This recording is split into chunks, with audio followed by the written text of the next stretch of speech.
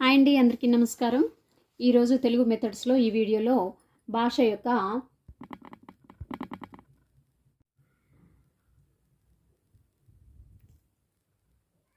అందరికీ నమస్కారం. భాషను అనేక విధాలుగా నిర్వచించడం జరిగిందండి. భాష అనేది ప్రత్యేక నియమాల ఆధారంగా నిర్మించిన ప్రత్యేక వాక్యాల సముదాయం. నోమ్ చామ్స్కీ. సైద్ధాంతికతకు సంబంధించిన కలయే భాష. భాష నిజంగా దాని బాహ్య వ్యక్తీకరణమే. హెగెల్. ఉన్నత సంక్లిష్ట సూత్ర జాలావలయం భాష. Language in the modern world. భాష అనేది భావాలను వ్యక్తీకరించే సంకేతాల వ్యవస్థ. ఎఫ్డి సాసురే.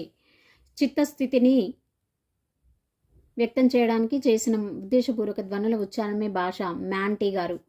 స్వయం ప్రేరితాలై ఉచ్చరించబడిన సాంప్రదాయక సంకేతాల వ్యవస్థే భాష. ఎబ్బింగ్ హాన్స్. బుద్ధిజీవుల అనుభవాల అభివ్యక్తియే భాష. ఐజ్లర్. నిఘంటుకారుల ప్రకారం భాష అంటే పదాలు వాని అర్థాలు అనగా అర్థవంతమైన పదాల సమూహానికి భాష అని నిఘంటుకారులు అభిప్రాయపడుతున్నారు. టెట్లో వచ్చిందండి ఇది.